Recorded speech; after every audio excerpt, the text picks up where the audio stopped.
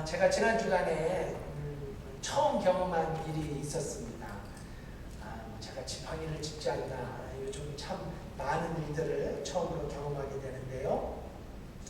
지난 주간에 우리 한국연님께서 시간을 내주셔서 저를 데리고 메릴랜드 저명하고 유명하다는 한의원회를 다녀왔습니다. 먼저 개인적으로 너무 감사드려요.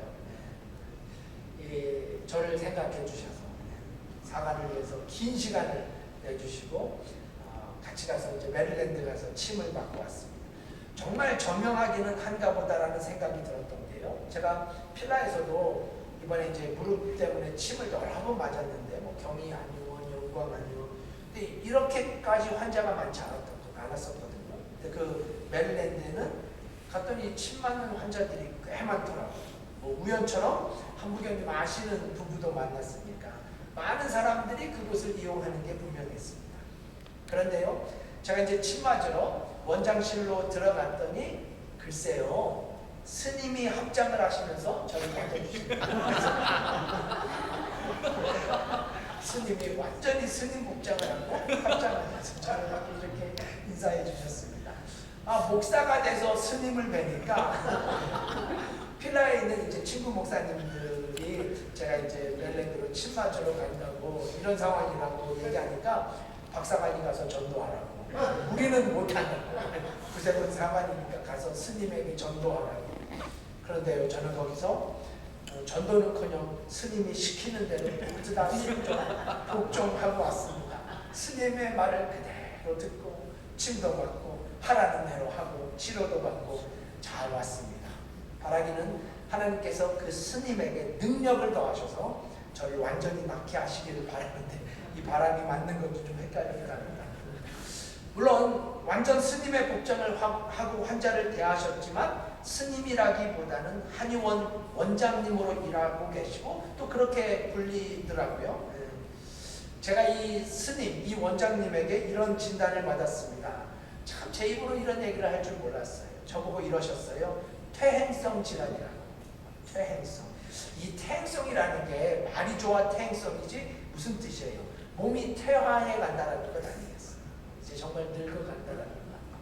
그러면서 당황하는 저에게 이렇게 말을 이어가더라고요. 퇴행성이라는 게 그렇게 놀랄 일이 아니고 40대가 이렇게 되면 진행되어지는 거라고. 40대들 다 기억하세요. 네.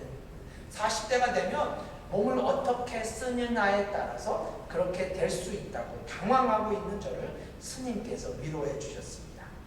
여러분, 제가 깊이 생각을 해봤어요. 어느 정도 일리가 있었습니다. 많은 분들이 아시는 것처럼 저는 고등학교 2학년 때부터 미국 올 때까지 한 15년이죠. 제 별명이 청년들도 다 알죠. 슈퍼보이였습니다. 뭐 한 15년 동안 제가 그렇게 슈퍼보이로 불렸어요. 슈퍼주니어 있기 한참 전이에요. 그래서 제 그 청첩장, 명함으로 만들어진 청첩장에 저희 친구들이 만들어줬는데 직접 그 슈퍼보이 박도성의 결혼식 뭐 이렇게 청첩장을 만들어 주었습니다. 제가 그렇게 살았어요. 고등학교를 지나서 대학교, 신대원, 뭐 더군다나 찬양사역을 하면서 그야말로 대전 찍고 부산 돌고 서울 그렇게 생활하면서 저희 찬양선교단 본부가 지하 연습실이었으니까요. 그 무거운 스피커가 이거보다 훨씬 더 컸었으니까요. 이게 스피커가 한두 개도 아니었고 그거를 거의 매주일 차에 싣고 나르고 세팅하고 그러면서 교회에서 했던 운동들은 또 거의 빠진 적이 없으니까요. 어쩌면 퇴행성 질환이라는 진단이 전혀 어색하지 않을 수 있겠다는 생각이 든 것도 사실입니다. 그런데요, 이 메릴랜드 원장님이 마지막에 이런 말을 하셨어요. 이제부터는 잘 대비하셔야 한다고. 잘 대비하지 않으면 정말 50대, 60대가 되면 더 큰 어려움을 당할 거라고. 그런 말을 했어요. 이게 오늘 제 설교에 얼마나 큰 영감을 주었는지 몰라요. 그래서 오늘 설교는 스님의 영감을 통해서 우리가 대비해야 한다는 말씀, 믿음의 대비책이라는 제목으로 말씀을 증거하려고 합니다. 고난에 관한 두 번째 말씀 시간인데요. 모든 사람들은 너나 할 것 없이 다 늙습니다. 퇴행성을 누구나 경험하게 돼요. 모든 사람이 죽음을 피해갈 수 없듯이 아무도 늙은 것을 피해갈 수 없기 때문에 고로 우리가 우리의 늙음을 피해갈 수 없다면 어떻게 이 늙어가는 것을 잘 대비해야 하는가? 어떻게 잘 대비해서 건강한 삶을 살 것인가는 우리 건강을 지키는데 정말 중요한 것임을 누구도 부인할 수 없습니다. 네, 저는 우리의 영적인 부분도 이와 똑같다. 정말 똑같다라는 말씀을 먼저 드리고 싶어요.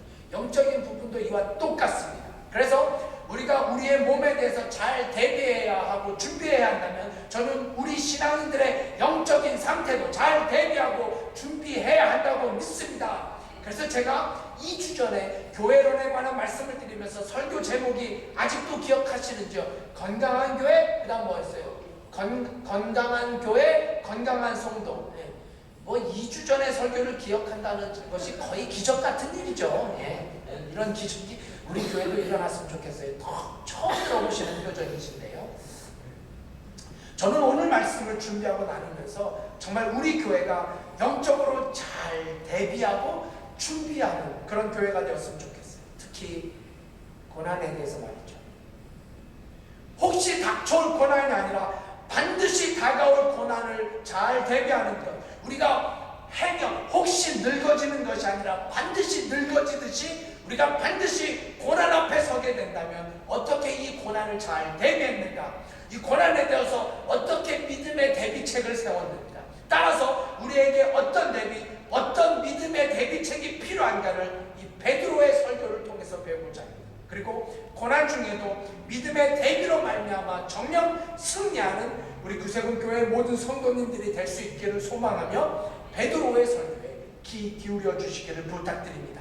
자, 그럼 오늘 본문으로 들어가서요. 믿음의 대비책에 관한 말씀을 시작하면서 저는 무엇보다 오늘 말씀의 설교자인 베드로라는 인물을 여러분에게 먼저 소개해드리고 싶습니다. 사관님, 설교지 죄송합니다. 저 본문이 지금 출애굽기로 돼 있어요. 베드로가 지금 베드로전서 4장 12절에서 16절이에요. 베드로전서 4장 주보는 12절. 그렇게 안 나와 있어가지고. 네, 제가 아까 말씀드렸죠. 네, 주보가 잘못됐다고. 베드로전서 4장 12절. 우리 예나 자매님은 제대로 읽어주셨어요. 베드로전서 4장 12절 16절 말씀입니다.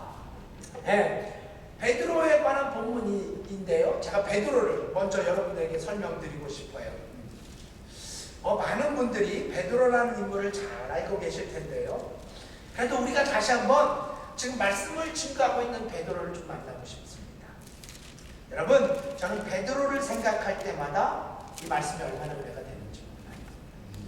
베드로가 예수님을 만나는 장면, 요한복음에 기록되어 있는데요. 우리 오늘 본문 베드로전서에다 주보를 껴놓으시고 요한복음 1장 41절로 가볼게요. 요한복음 1장 41절. 오늘 주보의 미스프린트는 굉장히 죄송합니다. 여러분 이해해 주시고 양해해 주실 수 있기를 부탁을 드려요. 요한복음 1장 41절 말씀.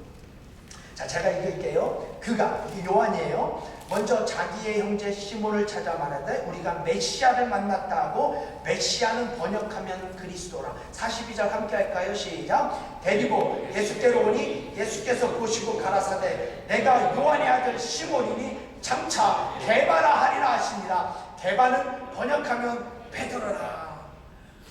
저는 이 단어가 너무 좋았어요. 장차. 여러분, 베드로라는 말은 다 아시는 것처럼 반석이라는 뜻이에요. 반석. 그런데 이미 베드로를 조금이라도 아시는 분들, 어디 이 반석이라는 느낌이 베드로에게 있었습니까? 이런 장면 기억나세요? 베드로가 어느 날 나는 주를 위해서, 주님을 위해서 목숨까지라도 버리겠습니다 라고 강력하게 떠들어대고는 사태가 불리해지니까 다음과 같이 발뺌합니다. 저는 예수님을 모릅니다. 저는 예수님을 모릅니다. 베드로의 부인, 너무 유명한 장면이죠. 또 예수님께서 그의 발을 씻기려고 하는 이 세족식의 유명한 장면, 이런 장면이 있었어요. 선생님이 제 발을 씻기시다뇨. 이게 베드로의 고백이에요. 그럴 수 없습니다. 어떻게 예수님이 제 발을 씻길 수 있사옵나이까. 이렇게 완강하게 거절했던 베드로가 내가 너를 씻기지 않으면 너와 내가 상관이 없다라는 말씀을 듣자 이렇게 말합니다. 그렇다면 주님, 발뿐만 아니라 온몸을 다 씻어주십시오. 이거 다 성경 퀴즈에 나올 문제들이에요. 잘 들어주세요. 이게 지금 반석이라는 이름과 어울리는 모습입니까? 전혀 반석과는 어울리지 않는 일이에요. 그래서 예수님께서 베드로에게 장차라는 이 단어를 꼭 사용하셔야 했던 거예요. 장차, 앞으로. 무슨 말씀인가요?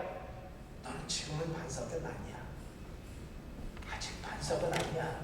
Not yet. Not yet. 하지만 장차, 앞으로 너는 반석이 될 거야. 장차 너는 교회의 기둥이 되고 장차 내 위에 교회가 세워질 거야. 그렇습니다. 주님은 이미 베드로가 얼마나 나약한지, 얼마나 잘 흔들리는 사람인지, 얼마나 연약한지를 다 알고 부르셨어요. 그리고 그를 변화시켜서 장차 반석 같은 하나님의 사람으로 그 위에 예수 그리스도의 교회를 세우시고 그를 통해 하나님의 영광을 나타나시기 위해서 그를 부르셨습니다. 여러분 잘 들어주십시오. 주님은 인간 시몬에게서 베드로를 만들어내기를 원하셨어요. 시몬이 아닌 베드로라는 사람으로. 물론 지금은 아니에요. 지금 당장은 아닙니다. Not yet. 아직 시간이 필요합니다. 아직 때가 되지 않았어요. 하지만 이 시몬이 예수 그리스도를 만남으로써 그 예수님을 통해서 그가 새로운 인격체로 변화되어 가는 것, 이 거룩한 과정을 통해서 그는 정말 현재는 부족하지만 아직은 반석이라고 할 수 없지만 장차 앞으로 결국 그가 교회의 기둥이 되었다는 사실을 누구도 부인할 수 없습니다. 사랑하는 여러분, 저는 우리 신앙인들에게도 이 장차의 축복이 있음을 믿습니다. 아니, 있어야 함을 믿어야 합니다. 지금은 좀 부족해요. 지금은 뭔가 좀 약해요. 지금은 아직 준비가 덜 되어 있어요. Not yet이에요. 하지만요, 장차 in the future 하나님의 영광을 드러내는 사람이 될 수 있다라는 믿음, 장차 더 큰 사람으로, 장차 더 믿음의 사람으로. 그러므로 여러분, 지금 오늘의 모습 때문에 실망하거나 좌절하지 마십시오. 믿음으로 도전합니다. 지금 오늘의 내 모습 때문에, 현재의 내 상황 때문에, 오늘날 요 모양 요 꼴인 내 형편 때문에 아파하지 마세요. 왜요? 성경은 결코 오늘의 축복만을 약속하지 않기 때문입니다. 성경은 결코 오늘의 축복만을 말하고 있지 않기 때문에, 아니 오히려 오늘의 아픔이 있다, 오늘의 어려움이 있다, 오늘의 고난이 있다. 하지만 더불어 성경이 줄기차게 강조하는 게 뭐예요? 장차 그 아픔이 기쁨이 될 거라고, 장차 그 어려움이 내게 축복이 되고, 장차 내가 당하는 그 고난이 감격의 간증이 될 거라는 것. 내 두려움이 변하여 내 기도 되었고, 첫날의 한숨 변하여 내 노래 내 간증 되었네. 주님을 찬송하면서 할렐루야 할렐루야, 내 앞길 멀고 험해도 나 주님만 따라가리.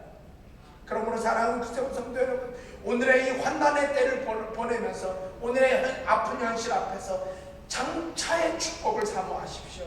장차의 축복을 기대하세요. 장차의 소망을 놓치지 마십시오. 왜요? 이것이야말로 믿음의 대비책이기 때문입니다. 여러분, 교회도 마찬가지예요. 부흥이 안 돼요. 참 안 돼요. 교회가 부흥하는 것 점점 더 어렵습니다.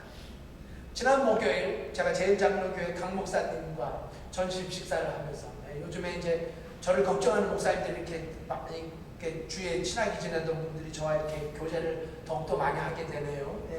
이런저런 얘기를 하면서 이 필라 지역에서 정말 타교단은 쉽지 않다라는 말을 나눴어요.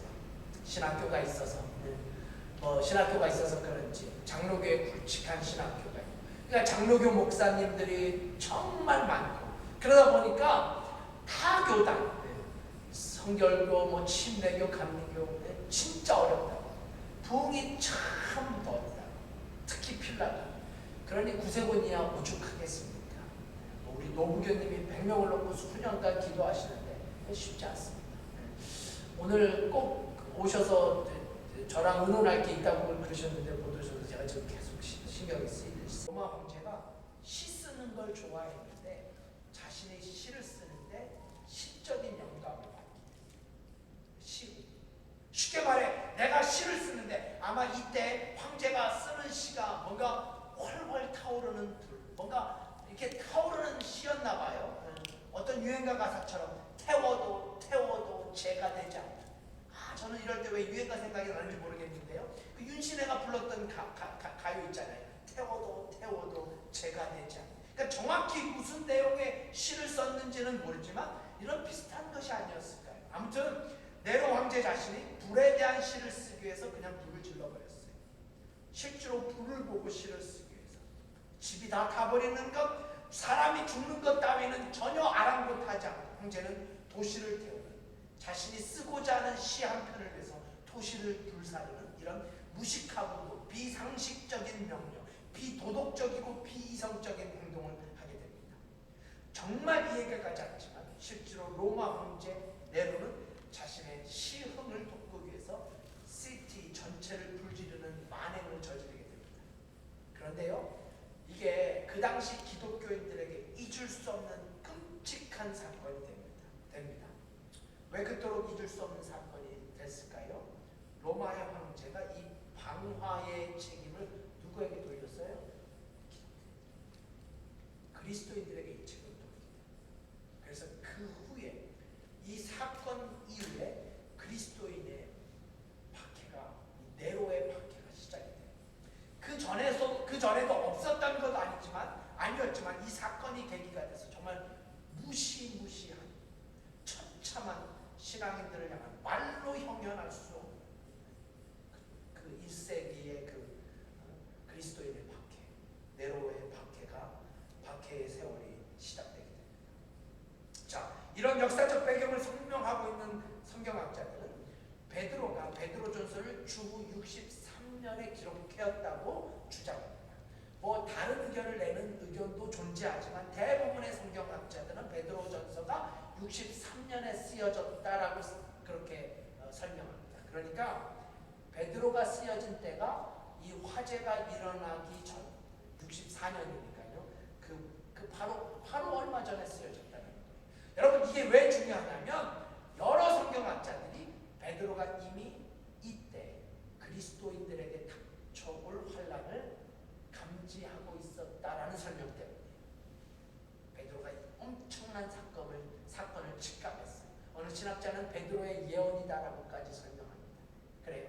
이제 곧 닥쳐올 로마의 대화재 사건, 그로 인한 성도들의 말할 수 없는 핍박과 박해, 곧이은 예루살렘의 완전한 멸망.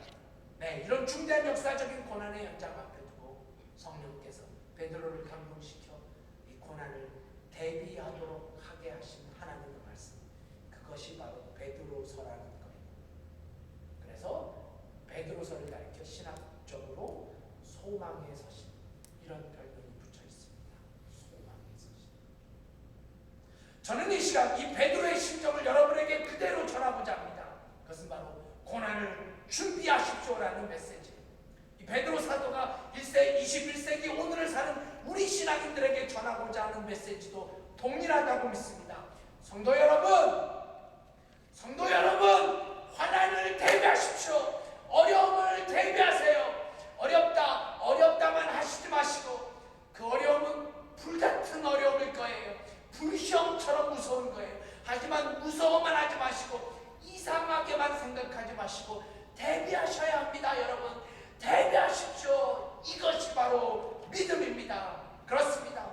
정말 우리가 고난을 이토록 믿음으로 대비한다면, 아니, 고난을 대비한다라는 뜻이 뭐예요? 고난을 인정하는 것 아니겠습니까?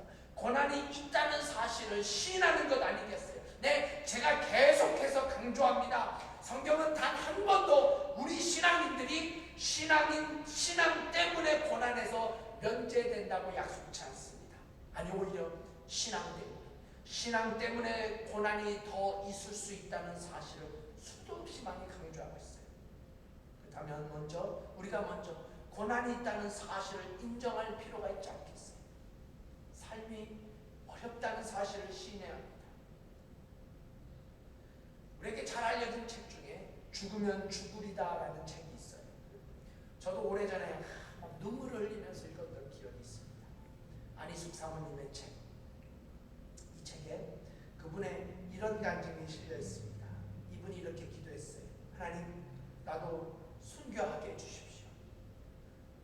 한국교회에 순교자가 너무 많은 시절이었죠. 이분이 이렇게 기도했어요. 하나님, 나도 순교하게 해주세요. 주기철 목사님을 비롯해서 한국의 많은 신앙인들이 순교하고 순교할 수밖에 없는 상황이었습니다. 이분도 이런 상황 속에서 나도 순교하겠다라는 거룩한 결심을 하고 그런 기도를 했어요. 그런데 결국 순교하지 않으셨어요. 아니, 순교하지 못했습니다. 말이 좀 이상하지만 순교를 시켜줘야 순교할 것 아니겠어요? 그러니까 이제 안희숙 사모님께서 아니, 왜 나는 순교를 시켜주지 않느냐는 불평의 기도를 하게 됩니다. 그런데 여러분, 그렇게 한참의 세월을 지나고 보니까 이 사모님이 이런 절실한 간증을 하게 됩니다. 들어보세요. 나는 정말 그때 순교하고 싶었다. 순교를 원했다. 그런데 시간이 지나고 보니 순교보다 더 힘든 게 사는 것이었다. 살다 보니까 순교보다 더 힘든 게 바로 사는 것이었다. 라는 아주 중요한 고백을 하게 됩니다. 여러분이 잘 들어주셔야 돼요. 순교하자고 했는데 살다 보니까 순교하는 게 순교보다 더 힘든 게 사는 것이었다라는 거죠. 이해가 가시는지요? 사모님의 표현을 빌리자면 차라리 순교가 쉽더라. 사는 게 순교고 사는 게 주님을 위해서 죽는 것보다 더 힘든 일이었다라는 간증을 우리가 듣게 됩니다. 그렇습니다, 여러분. 정말 우리도 이와 동일한 생각이 들 수가 있습니다. 사는 게 힘들어요. 사는 게 순교보다 더 힘들어요. 그렇다면 순교만 고귀한 것이 아니라 사는 것도 순교 못지않게 고귀한 것일 수 있습니다. 사는 것도 순교일 수 있기 때문입니다. 그렇다면 여러분, 우리가 사는 것을 순교로 생각한다면 더더군다나 준비해야 하지 않겠습니까? 더더군다나 대비해야 하지 않겠습니까? 고난이 와도 환난이 와도 경제적인 어려움, 물질의 어려움, 이민자로서의 아픔, 유학생으로서의 외로움, 이처럼 끝도 보이지 않는 위기의 삶 앞에서 그것도 제대로 믿음으로 대비해야 하지 않겠습니까? 그렇다면 우리도 결국 베드로의 고백처럼 내 준비된 삶이 하나님께 영광이 되는 그런 삶이 될 수 있지 않겠습니까? 네, 이제부터라도 불시험을 준비하십시다. 불시험을 대비하십시다. 이것이 바로 믿음의 대비책이라고 베드로 사도는 증거합니다. 자, 그럼 이제 마지막 세 번째로 우리에게 어떤 대비책이 필요할까요? 오늘을 사는데 또한 내일을 살아가기 위해서 어떤 믿음의 대비가 필요할까요? 사도 베드로는 이렇게 선포합니다. 고난 중에 즐거워하라고.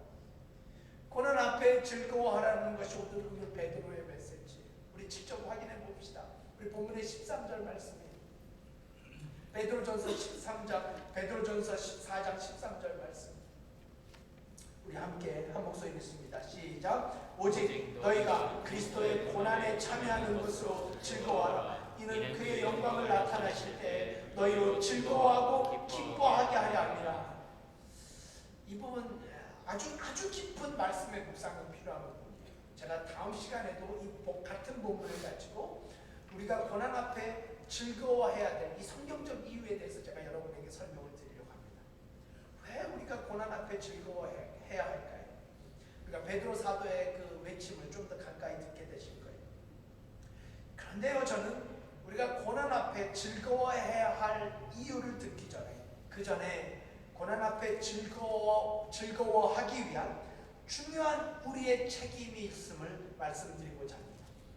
고난 앞에 즐거워해야 한다는 것이 베드로의 당부고 곧 그것이 우리를 향한 하나님의 말씀인데요.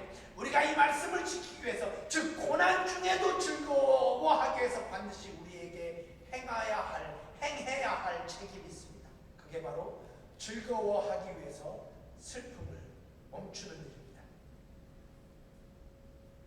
기뻐하기 위해서 눈물을 닦는 일이에요. 즐거워하기 위해서 슬픔을 먼저 스탑해야 합니다. 그래요. 한국의 한 설교가는 우리가 잘 알고 있는 말씀, 항상 기뻐하라, 항상 기뻐하라, 쉬지 말고 기도하라. 우리가 잘 아는 말씀이죠. 이 말씀을 전하면서 우리가 항상 기뻐하는 삶을 살기 위해서는 항상 슬퍼하지 말아야 함이 전제되어져야 한다고 강조합니다. 다시 한번 들어주세요. 우리가 항상 기뻐하는 삶을 살기 위해서는 항상 슬퍼하지 말아야 합니다. 이게 말씀을 준비하는 제게 얼마나 강하게 다가왔는지 몰라요. 항상 기뻐하기 위해서 항상 슬퍼하지 말아야 한다. 네, 맞습니다. 100번 맞는 말이에요. 기뻐해야 할 이유를 확인하기 전에 우리가 기뻐해야 할 사람들이라면, 우리가 마땅히 기뻐해야 할 믿음의 성도들이라면 왜 기뻐해야 하는가를 따지고 묻는 것이 아니라 이것보다 먼저 슬픔을 멈출 수 있어야 합니다. 먼저 근심을 멈출 줄 알아야 돼요. 먼저 눈물을 닦아야 합니다. 왜냐고요? 슬픔이 기쁨이 되기 위해서 우리는 반드시 슬픔을 멈추는 행위, 슬픔을 스탑해야 하는 책임이 우리에게 있기 때문이에요. 사랑하는 무서운 성도 여러분, 슬퍼하면서 즐거워할 수 있는 사람이 있겠습니까? 슬퍼하면서도 웃을 수 있는 사람이 있을까요?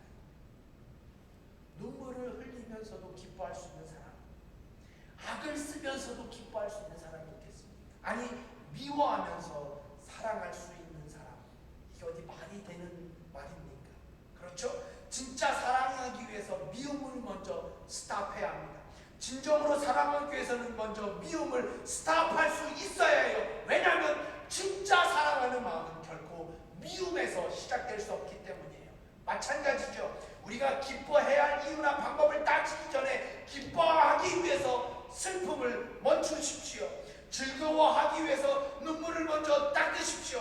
진정 예수 그리스도의 이름으로 성도님들에게 도전합니다. 감사하기 위해서 먼저 불평을 스탑하십시오. 사랑하는 여러분, 지금 베드로 사도가 이런 소망의 메시지를 전달할 때 그 시절 이미 말씀드렸죠. 그야말로 고난의 테이프를 이제 막 끊기 시작한 때였어요. 고난이, 불같은 고난이 닥쳐오고 있을 때, 환난이 코앞에 있었습니다. 즐거워할 때요, 기뻐하거나 춤출 때가 아니에요. 무슨 소리입니까? 그야말로 두렵고 떨린, 긴장된 시간이었습니다. 그때 베드로 사도가 우리 믿음의 사람들을 향하여 고난이 닥쳐옵니다. 고난이 닥쳐오니 믿음으로 대비하십시오. 그리고 고난이 닥쳐오면 즐거워하십시오.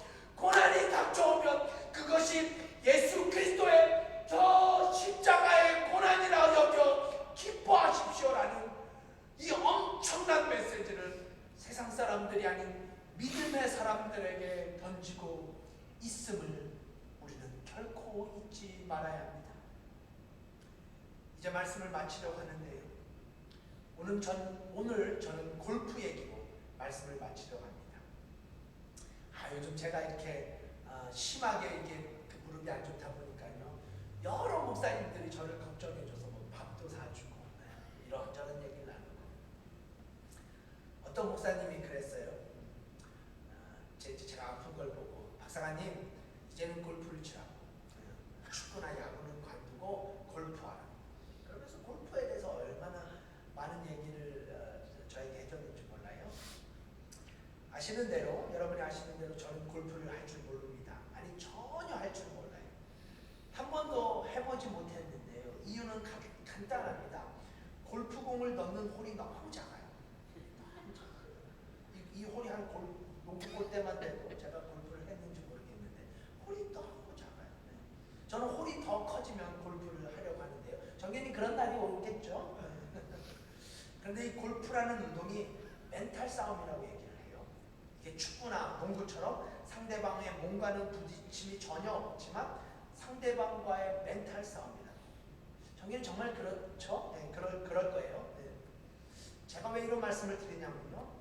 골프 선수가 골프를 치다 보면 그 공이 그린 위에 혹은 홀 가까이에만 떨어지면 좋으려만 전혀 예상치 못했던 곳, 전혀 엉뚱한 곳, 정말 너무 나쁜 곳에 떨어질 수 있습니다. 그러니까 내가 침공이 전혀 내가 예상한 방향대로 가지 않아요. 삶이 그렇게 내 방향대로 가지를 않습니다. 여러분, 그럴 때 골프에서 정말 중요한 것은 그 다음 샷을 어떻게 치느냐, 이것보다 더 중요한 것이 바로 골프 선수의 감정 조절이라고 해요. 감정 조절. 이 목사님으로부터 이 단어를 듣는데 이게 제게 큰 감동이 됐어요. 그래서 오늘 말씀은 제가 스님으로부터 감동을 받아서 시작했는데 다행히 목사님으로부터 감동을 받아 끝이 나서 제게 위로가 됐더라니까요. 이 목사님이 골프는 정말 멘탈 운동이고 그래서 감정 조절이 진짜 중요하다. 네, 맞습니다. 우리 신앙인들에게 오늘 말씀으로 비춰볼 때 감정 조절은 너무 중요하다라는 생각이 들었어요. 감정 조절. 그러니까 내가 침공이 내 마음대로 가지 않았을 때, 오늘의 말씀대로 설명하면 우리의 삶에 고난이 닥쳐올 때, 그때 무엇보다 중요한 것은 바로 감정 조절입니다. 특별히 신앙인이라면 이 감정 조절은 그냥 감정 조절이 아닌 믿음 때문에 가능한 감정 조절이라고 할 수 있어요. 그래요. 우리의 삶 속에서 원치 않는 샷이 나옵니다. 아니, 때때로 벙커에 빠지기도 하고, 때때로 숲속으로 가기도 하고, 때때로 물속으로 빠지기도 하고, 우리의 삶 속에서 그런 일이 우리 교회에서도 있습니다. 이럴 때, 이런 상황 속에서 우리는 먼저 우리의 감정을 컨트롤할 줄 알아야 해요. 감정 조절. 믿음의 사람이라면 그럴 줄 알아야 합니다. 이것이 베드로 사도가 이 땅의 성도들에게 가슴을 치며 전하는 설교예요. 그냥 고난 앞에서 가슴 치고 한탄하기 전에, 가슴을 치고 악을 쓰기 전에 슬픔에 대한 감정 조절, 분노에 대한 감정 조절, 미움에 대한 감정 조절, 이건 우리 성도들의 모든 삶 속에서 적용되어진다고 믿습니다. 남편에 대한 감정 조절, 이거 우리 아내가 들어야 되는데, 아내에 대해서, 자녀에 대해서 감정 조절, 사람과 사람의 관계 속에서 믿음의 잣대에서 벗어나는 모든 감정에 대한 믿음의 조절, 신앙인으로서의 감정 조절. 그럼 여러분, 그때 마귀가 당황하는 거예요. 그때 마귀가 놀라는 거예요. 사탄 마귀가 겁을 먹습니다. 이런 게 내 계획이 아닌데 이렇게 고난을 줄 때 화를 내야지, 이렇게까지 아픔을 줬는데 악을 써야지, 막 소리를 질러야지, 하나님에 대해서 삿대질을 내야지. 근데 우리가 그렇지 않을 때 사탄은 당황하기 시작합니다. 그럼 여러분, 이제 비로소 고난 중에도 즐거워할 수 있는 대비를 하게 되는 거예요. 그때 비로소 고난 앞에서도 기뻐할 수 있는 신앙의 고귀함을 누리게 될 줄 믿습니다. 그러므로 고난 앞에 슬퍼하지 말고, 고난 앞에 울지만 말고, 고난 앞에 좌절만 하지 말고, 고난 앞에 소리를 지르거나 괴로워하지 말고, 이보다 더 성숙한 믿음의 모습으로 고난 앞에 서는 것, 이건 정말 어려운 일입니다. 결코 만만치가 않아요. 그래서 대비책이 필요합니다. 그래서 대비책 없이는 불가능하다는 사실, 믿음의 대비 없이는 불가능하다고, 이 대비책 때문에 우리가 고난 중에도 즐거워할 수 있다고 사도 베드로는 외칩니다. 그리고 진정 우리가 고난 중에도 즐거워해야 할 성경이 말하는 그 진짜 이유는 다음 시간에 계속 말씀을 드리겠습니다.